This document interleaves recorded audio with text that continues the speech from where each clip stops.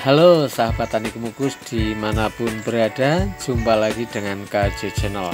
Di video kali ini akan saya bagikan cara membuahkan kemukus secara dini dan penjelasan yang lengkap sesuai dengan kemampuan saya di tanaman saya, sesuai dengan pengalaman saya. Cara ini bisa dicoba untuk teman-teman yang tanaman kemukusnya sudah berbunga kan tetapi susah menjadi buah. Bisa dicoba teman-teman, akan tetapi keberhasilan adalah hanya milik yang kuasa. Kita semuanya hanya bisa berupaya, tapi yang menjadikan buah adalah yang kuasa, yang esa tentunya. Cara ini merupakan pengembangan dari pruning pembuahan pada tanaman kemukus. Cara ini juga bisa mempercepat sekaligus mempersubur tanaman kemukus tanpa pemupukan sebelumnya yang kita lakukan. Yang hebatnya lagi sahabat, kita tidak usah mengeluarkan biaya sepeser pun. Kita hanya modal mau, modal semangat. Sahabat bisa praktekkan pada tanaman kemukus yang dari bibit sulur tanah dan sulur panjat, juga bisa dilakukan dari bibit yang dari sulur gantung, itu sama saja. Yang dari bibit sulur tanah bisa dilakukan pada tanaman yang tajarnya pendek, karena untuk mempermudah proses yang kita lakukan. Sedangkan pada tanaman kemukus yang tinggi tajarnya akan lebih bagus lagi kalau bisa melakukannya. Yang perlu sahabat perhatikan adalah yang pertama, pastikan tanaman sahabat terkena sinar matahari minimal 25%. Lebih banyak sinar matahari masuk akan lebih baik. Pencahayaan dari samping juga harus baik sahabat.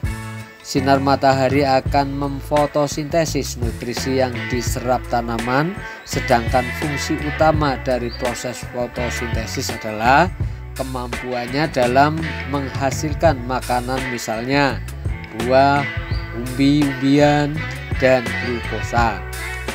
Yang kedua sahabat, sudah ada cabang produksi atau ranting yang dihasilkan dari batang primer, sekunder, ataupun batang lateral.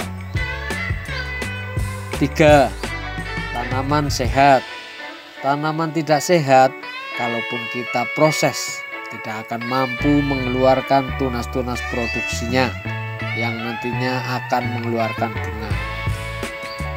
Langkah-langkahnya sahabat, yang pertama, buang semua cabang lateral atau cabang gantung yang tidak ada tunas rantingnya, jadi hampir sama dengan pruning fokus pembuahan, karena memang ini adalah pengembangan dari pruning pembuahan. Pemangkasan cabang ini berfungsi untuk memutus aliran nutrisi yang ke pucuk tunas,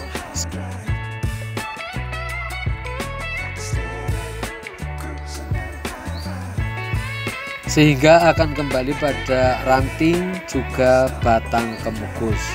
Mata tunas yang belum terbuka di batang kemukus akan terbuka atau kebuka dan mengeluarkan tunas barunya, karena mendapatkan asupan nutrisi dari hasil pemotongan pucuk tunas yang tidak ada rantingnya.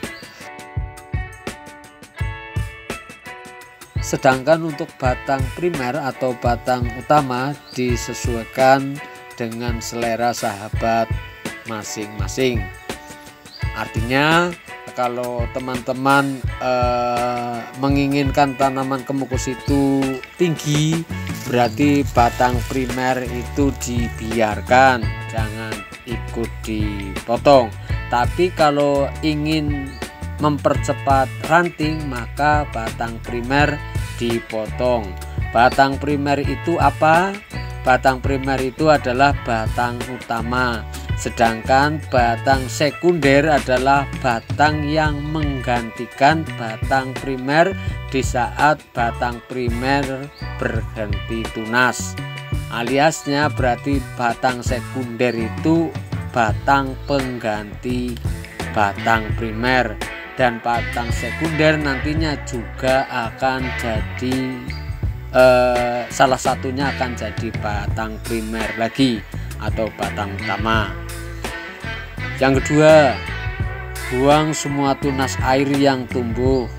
Tunas air ini tidak produktif yang akan ikut serta meminta jatah makanan. Karenanya pertumbuhan tanaman kemukus tidak akan baik maksimal kalau tunas airnya tidak dibiarkan. Maka tunas-tunas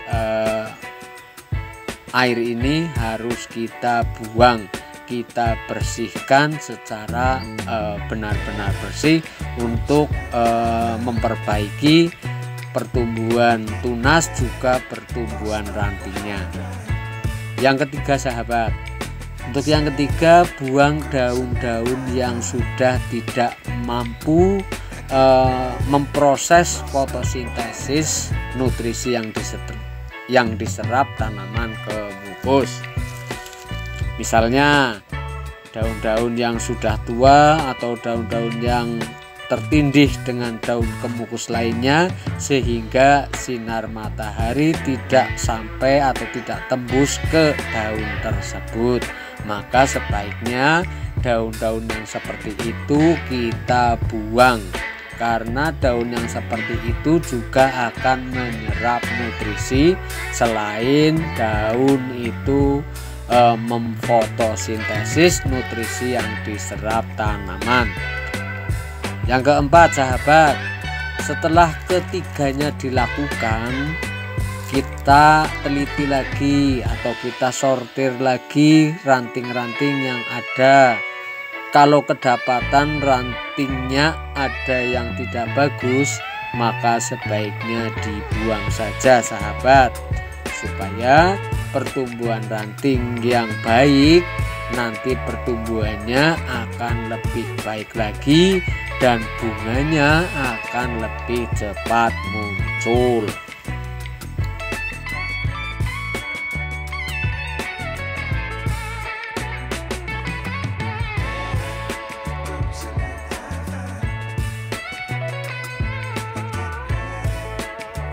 Yang kelima sahabat, untuk yang kelima adalah untuk tanaman yang dari sulur tanah atau sulur cacing, selain yang sudah teman-teman sahabat lakukan di atas tadi, ada tambahan sedikit, yaitu buang semua sulur yang tumbuh, sulur-sulur tanah atau sulur cacing yang ada di tanah yang di bawah pohon kemukus, supaya nanti nutrisinya fokus mengalir ke atas. Apabila teman-teman ada pertanyaan, wah kemukus saya sudah terlanjur tinggi. Nah ini sahabat, kalau teman-teman bisa melakukannya pruning ini untuk tanaman kemukus yang sudah terlanjur tinggi, sudah saya sebutkan di atas, itu akan lebih baik untuk memaksimalkan tumbuhnya ranting juga pertumbuhan tunas barunya. Nah, terus ada pertanyaan lagi, tanaman saya yang dari sulur cacing belum ada ranting. Nah ini sahabat, kalau tanaman sulur cacing itu memang harus disiasati kalau kepingin cepat buah, yaitu dengan cara membuat tajar pendek minimal 2 meter. Itu sudah sering saya sampaikan ke teman-teman, tajar 2 meter itu ideal untuk membuat proses pembuahan pada tanaman kemukus.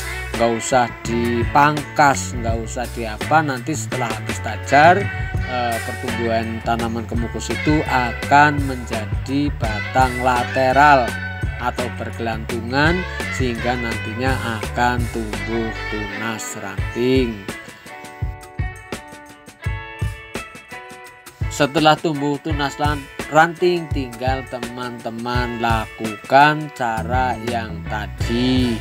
Lah kalau seumpama stajarnya tinggi, terus tanamnya solor cacing, ya tenang saja sahabat, karena solor cacing itu nanti baik buahnya, produksinya sangat baik itu nanti di masa produksi yang benar-benar masa produksi, yaitu sudah tidak buah pasir. Nanti keistimewaannya buahnya akan lebih baik dibandingkan dengan solor panjang.